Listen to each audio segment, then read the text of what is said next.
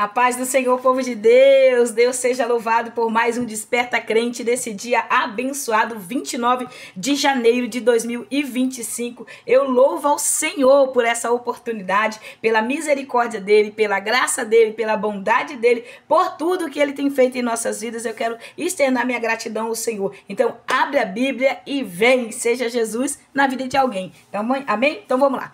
Abre aí tua Bíblia, capítulo 15 de Mateus, onde nós vamos falar hoje sobre a multiplicação de peixe, a mulher cananeia. É um capítulo extraordinário, mas o Senhor ministrou uma palavra no meu coração, que eu quero deixar o teu coração sobre as tradições e a lei. Né? Nesse capítulo aqui, Jesus vai atender o clamor de uma mulher gentia, Jesus vai atender o clamor de uma mulher cananeia, da descendência de Cã, que vai vir clamando ao Senhor. O Senhor vai dizer que ele não veio, naquele momento ali, ele não poderia resolver a situação dela, no caso, porque não era o tempo dos gentios, mas era o tempo dos judeus. Ele veio para os judeus, né? E ele não estava no tempo dele a resolver causas do gentio.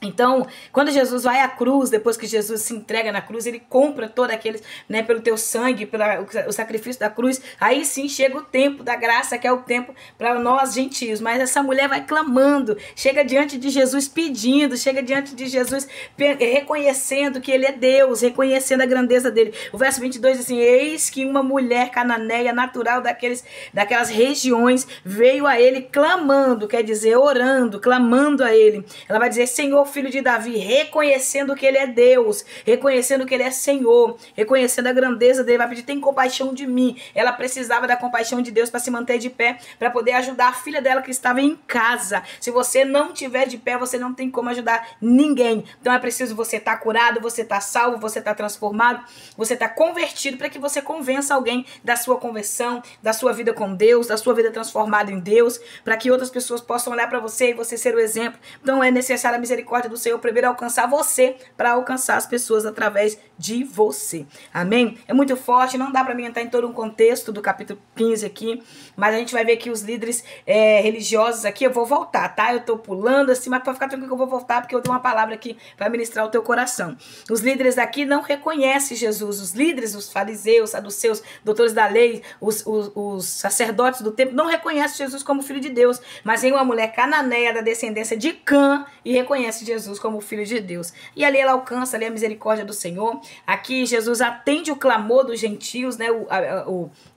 A epígrafe aqui, a partir do verso 21 vai falar. Então Jesus quebra as prisões, abre as cadeias, abre a porta, né, libera e liberta essa mulher dos seus pecados, das suas lutas. E grande é a fé dessa mulher. E o Senhor vai dizer: ó, mulher, grande é a tua fé, seja feito conforme a tua vontade. Então a fé dessa mulher vai concluir o milagre. Mais uma vez nós vamos falar sobre fé. Que tamanho tem a sua fé? Jesus vai dizer que grande era a fé dessa mulher. Que tamanho está a sua fé? Para você continuar crendo, para você continuar acreditando. Tem dias que a nossa fé quer ficar pequena, mas Jesus disse que se a nossa fé for do tamanho de um grãozinho de mostarda, né? No grãozinho ali, a nossa fé tira um monte do lugar e transporta para o outro. Isso é uma fé inabalável em Cristo Jesus. Então, como está a tua fé? Jesus agora faz mais uma vez a multiplicação de pães e peixe.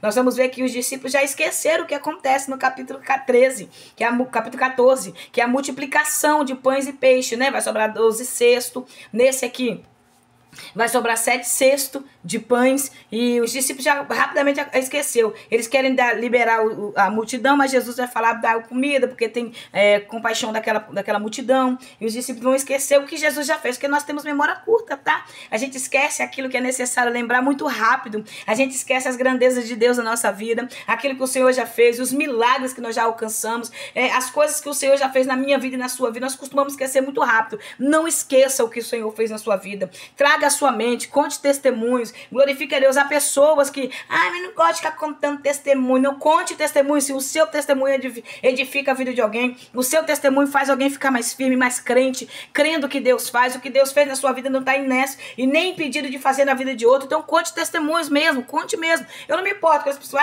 tem pessoas que eu não tô nem aí, eu conto testemunho mesmo. Quem quiser ouvir, ouça. Quem não quiser, não tem problema, mas eu sei que as pessoas que ouvem são edificadas, né, pelo aquilo que o Senhor tem feito. conflito. Conte o testemunho. Se for um testemunho triste, de sofrimento, de dor, um testemunho que for um período de derrota, conte a vitória daquele testemunho. Conte aquele testemunho somente quando você tiver a vitória. Obteve a vitória daquele testemunho. Aí você conclui o testemunho todo. Aí você conta tudo. Ah, mas eu estou no processo aí, então não conta agora não. Espera passar o processo, a vitória chegar, você recebeu o milagre da parte de Deus, aí você conta, né? Então a multiplicação dos peixes aqui, Jesus vai organizar, porque o Senhor gosta de organização, o Senhor manda sentar o povo, separar família por família, e ali o Senhor vai fazer essa multiplicação, porque só Ele pode fazer esses milagres, e louvado seja o nome do Senhor.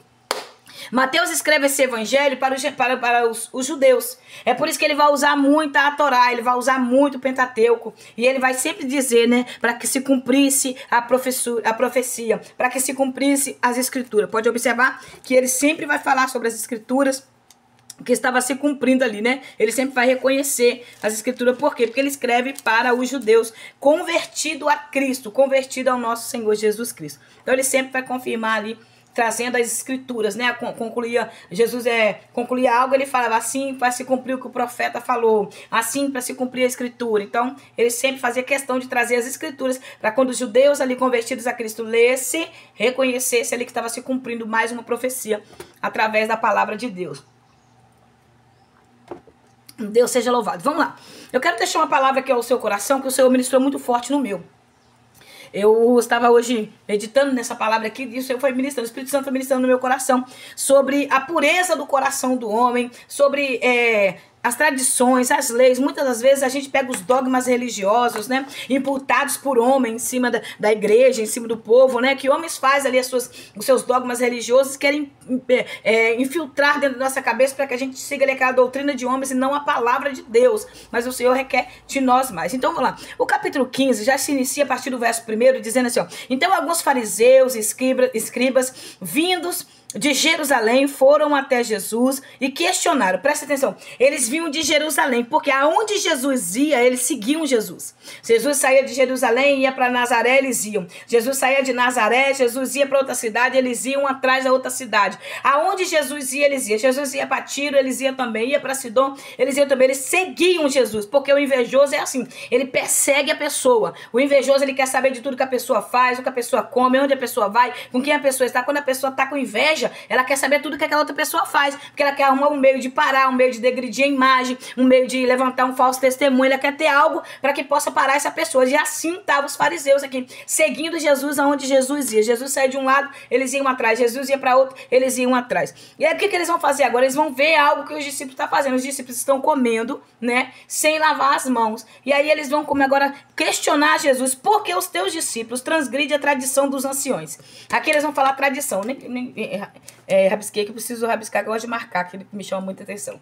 Então, por que os seus discípulos, né, não seguem a tradição dos anciões, visto que eles não lavam as mãos antes de comer? Vamos lá, por que agora eles vão questionar Jesus que os discípulos não lavaram as mãos antes de comer? Quando você vai lá para o livro de Levítico, né, você vai ver o livro de Números, de Levítico, nós vamos ver assim sobre a conclusão da lei. A partir de Moisés, o Senhor começa a restaurar, a partir de Êxodo, no capítulo 1, conta o nascimento de Moisés e tal. Depois vai sair a saída do Egito, o Senhor vai dar as leis, vai levantar Arão como sacerdote, os filhos de Arão. E ali o Senhor vai dar as leis para adorar o Senhor, para concluir a profecia, a palavra de Deus, né? As escrituras. Então, eles vão criar e aumentar a lei. Pensei, a Torá, os 10 mandamentos que o Senhor deu a Moisés foram 10 mandamentos. De 10 mandamentos, eles fazem 613 leis, que nem eles mesmos conseguiam cumprir essas leis que eles imputaram sobre o povo. Então, uma dessas leis era que quando Arão fosse entrar no templo, Arão lavasse as suas mãos daqui para baixo, do cotovelo para baixo, lavar as mãos e os pés antes de entrar no templo numa bacia de bronze. Então, quando Arão abaixava para lavar, o sacerdote abaixava para lavar, o sumo sacerdote abaixavam para levar, eles refletiam o seu próprio rosto sobre aquela água, pro fundo da bacia, aquela bacia de bronze. Então, polido, eles viam, né? A água resplandecia, o brilho daquele bronze polido, daquela bacia também refletia o rosto deles, então eles viam o rosto dele. Para que serve um espelho? Quando você vai diante do espelho, você vai se analisar, você vai ver se tem alguma coisa errada. Antes de eu sentar aqui para gravar o vídeo, eu vou em frente ao espelho, eu olho meu rosto, olho meu cabelo. Você não tá esgandalhado com o cabelo lá em cima, com a cara toda suja. Não, eu vou me dar uma ajeitadinha para sentar para gravar o vídeo aqui para vocês, que eu não vou gravar de qualquer jeito. Então eu vou de frente ao espelho e me analiso. A palavra de Deus, ela é um espelho, que ela nos analisa. Irmãos, eu sempre falo sobre isso. Pregar a palavra de Deus é um privilégio, porque você não precisa nem usar. Tem gente que usa a palavra para jogar piada. Irmãos, a própria palavra, ela nos analisa. Eu não preciso pegar a palavra de Deus para jogar piada para ninguém, porque a palavra de Deus, ela analisa o homem. Se você sentar para ler a palavra vai te analisando. Você vai vendo o que você precisa mudar. Então, eles fizeram o quê? Como foi passando o tempo, descendência foi nascendo de Arão, e assim foi indo, os sacerdotes vindo, por aí foram. Eles perderam o controle de tantas pessoas que foram, né, que vinham da descendência de Arão, então eles já não sabiam mais. Essas pessoas que eram da descendência de Arão, eles eram separados para ser sacerdotes, para entrar no templo, mas só poderia ser da descendência de Arão. Se fosse outra pessoa que não fosse descendência de Arão, quando entrasse no Santo do Santo, morreria. Essas pessoas morreriam. Então, para que não morressem tantas pessoas, o que eles fizeram? Eles abriu, né, criou essa lei aí, para que todos tivessem que lavar as mãos. Entrou no tempo, acabou. Vamos abrir geral a lei para todo mundo, e todo mundo que chegar, independente de quem for, vai lavar a mão, vai lavar os pés e vai entrar e não corre risco de morrer. Então eles fizeram isso. Aí virou uma tradição. Os anciões, né, os antigos, fizeram essa tradição, que é o Talmud. Se você ler o Talmud lá, você vai ver que tem muitas tradições judaicas lá. Então, eles fizeram essa tradição. E aqui ele vai questionar Jesus por que Jesus não fazia nada, vendo os discípulos deles comerem sem lavar a mão. Jesus sabia que era a tradição, o rito religioso deles, né? Como havia muitos ritos religiosos. Aí Jesus vai responder para eles aqui, ó. Ponderou-lhe Jesus, respondeu Jesus: e por que transgredis vós também os mandamentos de Deus? Por causa da vossa tradição. Quer dizer, quando você vive uma vida de rito religioso, de tradição, de dogmas religiosos, a própria palavra de Deus você transgride. E eles transgrediam a própria palavra de Deus. Por quê? A Bíblia nos ensina que o maior mandamento depois de amar a Deus em primeiro lugar, é honrar teu pai e tua mãe. É um mandamento altíssimo com promessa de longa vida. Então eles não cumpriam esse mandamento. Eles não cumpriam esse mandamento. O que é que eles faziam? As mães e os pais chegavam a certa idade, para eles não ajudar, eles pegavam os bens que ele tinha e diziam que iam consagrar a Deus, ofertar a Deus no templo, que significa corban, né, que no caso seria o nome corban, que era o que eles faziam, pegava a corban deles, dizia que ia entregar tudo no templo, para não dar nem o pai nem a mãe. Muitas dessas vezes eles falavam que ia fazer, mas não faziam, ficavam com dinheiro para si próprio, pela avareza do coração, não queria dividir com a família, não queria abençoar o pai, não queria abençoar a mãe, honrando, cuidando na sua idade, na sua velhice. Então eles quebravam uma das leis, que era honrar pai e mãe, que era dos 10 mandamentos, né? A parte do Senhor. E eles estavam quebrando. Os discípulos não estavam quebrando nenhuma das leis do Senhor. Não estava quebrando ali os 10 mandamentos. Mas eles sim quebravam os 10 mandamentos. Então o Senhor, como conhece o coração do homem, o Senhor vai falar isso para ele. Pois Deus ordenou honrar teu pai e tua mãe. E ainda quem amaldiçoar seu pai e sua mãe seja punido com morte. Que era uma lei que tinha. Se um filho se levantasse contra o pai e a mãe, rebeliasse, amaldiçoasse, xingasse, ele tinha que ser pedrejado, ser morto. Não é igual hoje não. O filho tá matando o pai, matando a mãe. Que é no tempo da lei. Então isso acontecia e eles não cumpriam a lei. E olha que era rígido, né, a lei. Eles ainda assim mentiam, pegavam seus dinheiro, diziam que ia entregar o templo para não ajudar o pai e a mãe, mas eles pregavam para si próprio, ainda viviam na parte da mentira. E alguns viviam essa tradição, somente a tradição, mas não vivia verdadeiramente a lei de Deus. Eles viviam longe da lei do Senhor. Então muitas tradições judaicas havia naquele tempo, leis que eles mesmos criaram, para que fosse cumprido por eles mesmos. Então lavar os braços, né, para eles, tem tudo que fosse fazer. Não, virou um rito religioso. Então tudo que eles tinham que fazer, eles lavavam os braços, lavavam os pés, tinham que se lavar antes, né? Claro que também é uma forma de higiene, que a gente entende isso também, que é uma forma de higiene, mas aqui eles queriam cobrar algo que eles não fazem, porque o hipócrita faz isso. A pessoa hipócrita, ela cobra de você aquilo que ela não vive. A pessoa hipócrita, ela exige de você aquilo que ela não vive. Então eles mentiam, né? Contudo vós dizeis que dizer alguém assim, dizer a seu pai ou sua mãe: a oferta que eu tinha, eu ofertei ao Senhor, que de mim devias receber. Quer dizer, a oferta que era para mim te dar, eu ofertei ao Senhor, não tenho para te ofertar, não tenho para te abençoar, pai, não tenho para te abençoar, mãe, não posso te ajudar, pai, não posso te ajudar, mãe, porque eu fui lá, ofertei lá no templo, o que eu tinha em mãos, aí dentro não tem dinheiro nenhum, não tem nada. Era assim que eles faziam. Então Jesus está chamando eles de hipócritas, né? E olha o que Jesus conclui no verso 6 também: esse jamais estará obrigado a honrar seu pai e sua mãe com seus bens. Quer dizer, eles faziam isso para que eles não fossem obrigados a honrar pai e mãe com os bens. E assim invalidais a palavra de Deus por causa da vossa tradição. Algumas tradições, irmãs, se a gente não tiver cuidado, invalida a palavra de Deus na vida de muitas pessoas. Não invalida a palavra de Deus, porque ela é inerrante, é verdadeira. A palavra de Deus é viva, é fiel. Mas vai acabar invalidando na vida de muitas pessoas a palavra de Deus. Como assim, missionária? Nós vamos falar sobre tradições, sobre ritos. Tradição. A Igreja Assembleia de Deus, os homens usam terno e gravata. As mulheres usam saias, blusas de manga, composta, blusa bem tampada. Então, é uma tradição, irmãos. Porque a palavra de Deus, Paulo escreve para as mulheres se vestir com pudor e decência. E os homens também vistam com pudor e com decência. Paulo não diz que a mulher não pode botar calça, não pode botar uma bermuda. Não diz que o homem tem que vestir terno e gravata, porque até então, nesse período aqui, dessas tradições aqui, não tinha, né? Os homens vestiam até aquele vestido por cima, que eu esqueci o nome que dá, que era por baixo, vestiam. Então, tudo isso. Então, nós precisamos entender que a roupa do cristão é ordem, decência, é pudor. Eu vou vestir uma roupa, eu vou olhar pra roupa, o Espírito Santo vai me incomodar, não tá legal, tá mostrando os seios. Tem mulher que bota aquelas roupas decotadas, com os seios tudo de fora, né? E muitas dessas pessoas querem assistir em cima do altar, né? Querem pregar, querem liderar, querem fazer isso, mas tá com o corpo todo de fora, praticamente mostrando. Isso não é uma roupa de uma mulher que vive com pudor, um pudor. Que vive uma vida em santidade com Deus. Tem calças que é muito mais santa do que saia. Tem bermudas que é muito mais santas do que saia, do que vestido. Então nós precisamos compreender. É pudor e decência. É ordem no vestir. É ter a sabedoria no acertar na roupa. Perguntar ao Espírito Santo. Então tudo isso. Então muitas tradições, muitos dogmas religiosos têm feito muitas pessoas saírem da vontade do Senhor. Muitos líderes pegam a palavra de Deus, distorcem, fazem seus ritos religiosos, fazem ali seus dogmas, fazem ali suas tradições e viram tradições. Nós sabemos que o culto para adorar a Deus, nós sabemos que nas igrejas, vou falar para a Igreja Assembleia de Deus, que é onde eu congrego, faço parte. Geralmente os cultos são a partir das 7 horas da noite, sempre são segunda, terça, ou quarta, ou quinta, ou sexta, são os dias de culto semanais. No final de semana todos os cultos são domingo, a maioria das igrejas são no domingo. O horário é sempre 7 horas da noite, EBD 9 da manhã, muitos lugares EBD é 6, igual no meu ministério é 6 horas da tarde no domingo, o EBD já fica pro culto. Então por assim vai. Então são tradições que o homem cria. Mas desde quando essas tradições não fira o pudor da palavra de Deus?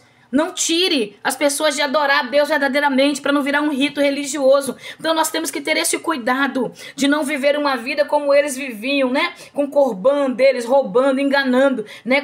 Com a hipocrisia no seu coração. Aí Jesus vai falar no verso 7 assim, ó, hipócritas, bem profetizou Isaías sobre vós, denunciando. O profeta Isaías já havia denunciado lá atrás o rito religioso dessas pessoas, a forma deles viver, a forma de mentirosa. Jeremias também, eu vou ler um versículo de Jeremias aqui, para a gente compreender o que o Senhor está falando no nosso coração. O Senhor Jesus vai chamar ele de hipócrita. O que é hipócritas?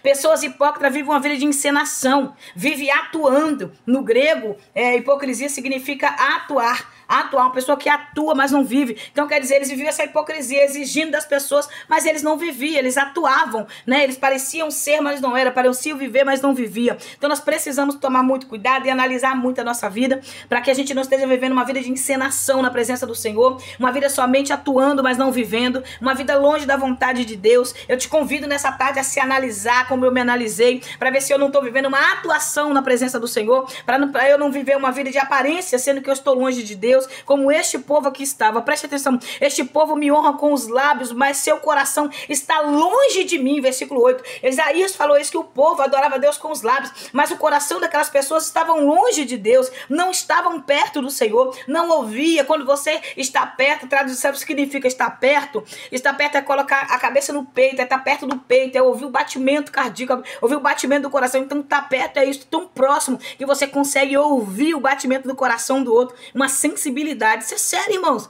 Estar perto de Deus é isso, é estar perto, é ouvir a voz de Deus. Nós vamos entender o capítulo 6 de Gênesis, se eu não me engano, é o capítulo 6 de Gênesis. Deixa eu só conferir, que eu gosto de conferir para mim não falar sem saber, depois não sei, porque a gente, como fica com muita coisa na cabeça da Bíblia, a gente às vezes que erra. Eu gravei um áudio mais cedo, até fui falar Efésios capítulo 4, falei Efésios capítulo 14. Aonde que Efésios tem capítulo 14? Então é muita coisa na cabeça da gente. Então vamos lá. Tá aqui em Gênesis, se eu não me engano, tá no capítulo 6 mesmo, no capítulo 6. Não, Gênesis capítulo 5, que vai falar de Enoque. Enoque andou tão perto de Deus que Deus o arrebatou e levou para ele. Enoque andou tão próximo de Deus que Deus levou Enoque para ele. É isso que o Senhor quer, que nós andamos perto, que nós não honramos ele só com os lábios, que nós não honramos ele só com a boca, mas que nós estamos perto do Senhor. Que a palavra de Deus venha penetrar, entrar dentro do nosso coração, estar dentro de nós de uma tal forma que nós conseguimos ouvir o batimento do coração de Deus. Aleluia. Em vão me adora, em vão, quer dizer, o coração está tão longe que a adoração deles é em vão. Então que nós não venhamos aos templos adorar a Deus em vão, irmão. Que nós não venhamos entrar no templo adorar. Aqui os discípulos vão chegar perto de Jesus e vai dizer: sabes que os fariseus se ofenderam quando ouviram essas tuas palavras, ficaram ofensivos, porque pessoas falsas se ofendem com a verdade. Pessoas que não gostam da verdade não vai aceitar a palavra de Deus como ela é, vai querer distorcer a verdade da palavra, porque quem anda longe de Deus não tem consciência de pecado. E o Senhor fala que eles em vão adoram, somente doutrinas, dogmas de homens, somente leis criadas por homens, eles adoravam em vão. Quem está longe de Deus não consegue chegar perto, não consegue ouvir. Aí Jesus vai responder para eles: não é a boca que torna o homem impuro, mas sim o que sai de dentro. Cuidado com a religiosidade, irmãos. Cuidado das pessoas que caminham aí na religiosidade com o Senhor há muito tempo. Cuidado, você tem um galadão a receber, uma coroa a receber. Cuidado para não viver uma vida somente religiosa, apontando as pessoas, achando que é só você que é santo, que a palavra de Deus é toda sua, que só você que é o filhinho, o queridinho de Jesus, que muitos se acham os queridinhos de Jesus. Jesus não tem filho querido, Jesus não tem filhinho melhor que os outros. Jesus não tem preferência de filho. Jesus tem filhos que se dedicam mais, que honram mais, que respeitam mais, como todo pai e mãe tem filhos assim. Tem filhos que não honram pai e mãe, tem filhos que não obedecem pai e mãe, mas tem filhos que honram pai e mãe. Eu tenho 3 filhos e eu sei o que é isso. Eu sei definir entre meus 3 filhos quem mais me honra, quem mais me respeita, quem mais me trata melhor. Por quê? Não é que eles fazem exceção, é que a gente sabe quem é o filho que é mais dedicado pra mãe. Toda mãe, todo pai sabe quem é o filho que se dedica mais. É por isso que muitos dos filhos dizem: a mamãe prefere mais fulano, papai prefere mais fulano. Não é isso, é porque a forma de respeitar, de agir, de amar é diferente, entendeu? E nós sabemos ali onde tem a honra que vem. Então é isso que o Senhor quer de mim e de você, que nós sejamos filhos dedicados a Ele, que ama Ele em primeiro lugar, que Ele é a prioridade e que honre ao Pai, amém? Então os líderes aqui eram guias de cego. Jesus diz: deixa eles são guias de cego, guiando cego. Cego que guia o outro cai no buraco. Então Jesus fala: deixem eles e vem para a verdade. Deixa essas pessoas falsas, mentirosas, que são guias de si próprio, que não seguem pela palavra, que não lidam, que não vão direcionar pela palavra. Irmãos, não fique debaixo de lideranças que não estão na palavra de Deus. Não fique debaixo de dogmas religiosos, de doutrinas de homens que impunham as suas leis sobre a vida de muitos. E tem pessoas que estão debaixo ali daquele cargo, daquele peso religioso, vivendo dogmas, sabendo de pecado, de erro, conivente com coisas erradas, mas não sai do ambiente de dor, do ambiente de morte, do ambiente de disputa, do ambiente de perseguição. Fique debaixo de uma liderança que está junto com Jesus, que caminha com Jesus, que tem sensibilidade, que ouve a voz de Deus. Não importa, esteja embaixo da liderança que estão andando com Jesus. Não tenho medo de dizer, é muito falsos pastores hoje, é muitos falsos profetas que ensinam o povo a adorar a si próprio, a adorar somente a Ele, a ser fiel a Ele, a ser leal a Ele, mas não a Deus, não a Jesus Cristo. Distorcem a palavra para poder criar suas tradições religiosas. Então cuidado, muito cuidado com esses fariseus, doutores da lei, com esses religiosos que tem muitos por aí afora e vestidos e encapados de pastores. Os verdadeiros o Senhor conhece. Tem pastores verdadeiros, homens de Deus, homens sensíveis ao Espírito, homens que quando abre a boca a gente vê Deus falar pela boca deles, a gente vê Deus falar, homens que são curados, sarados. Não é homem que abre a boca para jogar piada indireta para ninguém, são homens que vivem a verdade do Evangelho. Então Jesus é que vai falar para eles que multidão quer milagre e discípulo quer ensino. Pedro vai perguntar a Jesus, né, ensina-nos a parábola, e o Senhor vai abrir a boca e vai começar a ensinar para eles. Também vos não compreendeis até agora? Não entendeis ainda que tudo que entra pela boca desce para o estômago e mais tarde é lançado fora? Entretanto, as coisas que saem da boca vêm do coração, essas que se tornam uma pessoa impura, porque do coração é que procede os maus intentos, homicídios, adultérios, imoralidades sexuais, roubos, falsos testemunhos, calúnias e blasfêmias. Estas coisas corrompem o indivíduo, mas não o comer sem lavar as mãos. Aí eu vou ler aqui. E Jeremias, capítulo 7, versículo 9. Abra a tua Bíblia e eu marco para você ler depois. Presta atenção, é muito forte isso aqui. Jeremias 7, 9. Jeremias aqui está no capítulo que o Senhor o Senhor rejeita o culto. O Senhor está rejeitando o culto no templo. O Senhor Deus, Yahvé, não quer o culto no templo, não aceita, não recebe. O Senhor manda Jeremias ficar à porta.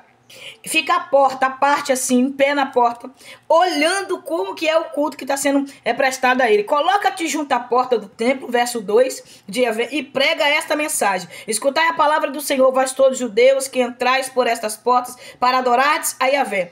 Jeremias está na porta do templo.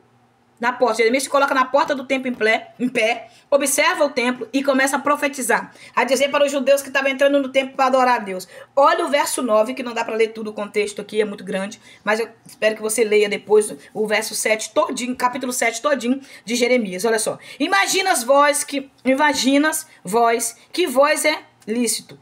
Imagine vós o que vos é lícito. Roubar e matar, cometer adultério, jurar falsamente, ou por deuses falsos, queimar incenso a Baal, seguir as orientações de outras divindades que nem sequer conheces, e depois simplesmente comparecer ao templo que leva o meu nome, o nome de Deus, para fazer uma visita, e pensar, viemos ao templo agora, estamos seguros, para continuar com todas essas práticas abomináveis. Normatizar, banalizar, pecar, depois eu vou pro templo receber uma bênção. Conhece algum crente domingueiro? Peca a semana todinha, blasfema a semana todinha, faz o que quer a semana toda, rouba, mente, engana, fofoca. Depois eu vou no culto uma vez receber a minha bênção, levantar a mão, adorar e dizer, estou na casa do Senhor, agora estou protegido, agora estou salvo, agora estou guardado, nada vai me acontecer, porque eu venho no culto uma vez na semana, uma vez no mês, uma vez no ano, ou seja lá quanto tempo vai no templo, adorar a Deus. Então é banalizar. Uma pessoa que está matando, vivendo ilicitamente, roubando, queimando incenso a deuses estranhos, e depois vou dizer, eu vou no culto, né? Vou na casa do Senhor lá e eu estou protegido. Jeremias escreve a palavra de Deus contra esse povo. O próprio Deus aqui está falando para Jeremias. Imagina aí, Jeremias, se é lícito esse povo vir aqui ao templo depois de pecar tanto, viver uma vida longe de mim, viver uma vida no pecado, nas orgias do mundo, e depois dizer que veio ao templo e recebeu a bênção da minha parte. Assim está muita gente em 2025. Vive uma vida de pecado na promiscuidade, pecando, mentindo, enganando, roubando, defamando, caluniando. Muitas dessas pessoas são líderes, estão em cima do altar. Muitas dessas pessoas são pregadores, estão pregando, cantando, e depois está aí no vida de pecado, depois chega no altar na igreja, estou protegido, estou guardado, e a Vé está me protegendo, Jesus é meu guarda fiel, eu estou ali habitando no esconderijo do Altíssimo, só vou de vez em quando uma passeada no esconderijo do Altíssimo, né? Vou lá, dou uma visitadinha, como diz o texto aqui em Jeremias capítulo 9, capítulo 7, eu dou uma visitada no templo e tá tudo ok. Que nós venhamos nos analisar. Como está a minha vida e como está a sua vida diante de Deus. Porque não é o que sai da boca que vai contaminar. Não é o que vai entrar na boca que vai contaminar. É o que sai do coração do homem que contamina. Então precisamos entender. Como está teu coração? Está puro ou está impuro? A impureza, irmãos, muitas das vezes está dentro de nós. E nós muitas vezes não queremos assumir que estamos com o coração impuro. Limpa o teu coração na presença do Senhor. Entregue a Ele. Ficou grande o vídeo porque o Senhor ministrou muito forte no meu coração. Esta palavra eu quis e desejei ministrar no seu coração. Analise a sua vida. Ainda há tempo que eu possa analisar a minha vida, porque ainda há tempo, e seguir os passos com Jesus. Nós temos uma coroa no céu à nossa espera, um galardão à nossa espera. Então tudo que você vier fazer vai passar pelo crivo de Deus. O Senhor vai ver se vai ser palha, se vai ser feno, se vai ser ouro, se vai ser pedra preciosas, para que o Senhor vai passar no fogo para ver se eu vou receber o galardão pelas obras que eu fiz, pelas coisas que eu sentei, esse dia de hoje que eu sentei aqui para gravar esse vídeo. Que o nome do Senhor seja glorificado na minha e na sua vida. Seja Jesus na vida de alguém. Abre a Bíblia e analise as Escrituras. Que Deus te abençoe. Que a graça do Eterno te alcance. Tamo juntos para a glória de Deus. Ore por mim e eu oro por você. Amém? Desperta, crente. Deus seja louvado por isso. Se inscreva no canal, dá um like, compartilha se você gostou desse vídeo. Passa para mais alguém ouvir. Em nome do Senhor vai sendo glorificado. Pessoas vão sendo alcançadas. Porque a palavra de Deus ela é assim para ser compartilhada. E nós precisamos dar a mão. Eu vi uma moça, ela postou algo no Instagram e ela postou uma realidade, ela falou algo muito sério que eu vou falar. Ela botou lá, ela falou assim que depois que ela começou a gravar vídeo, ela começou a observar que os estranhos apoiam mais do que quem nos conhece. É verdade, irmãos. Os estranhos nos apoiam mais do que muitas vezes família, do que muitas das vezes amigo, do que muitas das vezes vizinho, do que muitas vezes parentes, né? Muitas vezes os estranhos apoiam mais. Eu digo pra você que todas as palavras que eu tenho, que eu recebo de incentivo, de pessoas que tentam me apoiar, são pessoas estranhas, são pessoas que não são de contatos comigo. E as que têm contato comigo, a maioria delas tentou matar minha fé, tentou impedir que eu crescesse na graça e no conhecimento do Senhor Jesus. Então, eu quero deixar essa palavra no teu coração. Siga o alvo, olha para Jesus e não para não. Pessoas são falhas, mas o Senhor é perfeito, amém? Mas existem pessoas fiéis também na terra ainda. Acredite em pessoas, porque senão você não pode acreditar em você. Por mais decepções que eu sofro, eu ainda assim acredito em pessoas e creio que tem pessoas verdadeiras na terra. Deus te abençoe. Vamos orar. Senhor, nós queremos louvar o teu nome, ó Pai, e te pedir que o Senhor venha purificar o nosso coração, guardar nossa mente em ti, guardar nosso coração no Senhor, que nada venha abalar a nossa fé, que nós não venhamos desistir, que não seja nenhum tipo de luta, nenhum tipo de prova, nenhum tipo, Pai, de luta ou de escassez que nós venhamos viver, que venha abalar a nossa fé e tirar, Senhor, a certeza, a convicção do nosso coração no Senhor. Por isso, Senhor, nós não queremos te adorar em vão, nós queremos te adorar, mas que o Senhor receba a nossa adoração, permaneça e fica conosco, no nome de Jesus. Amém? Que Deus te abençoe.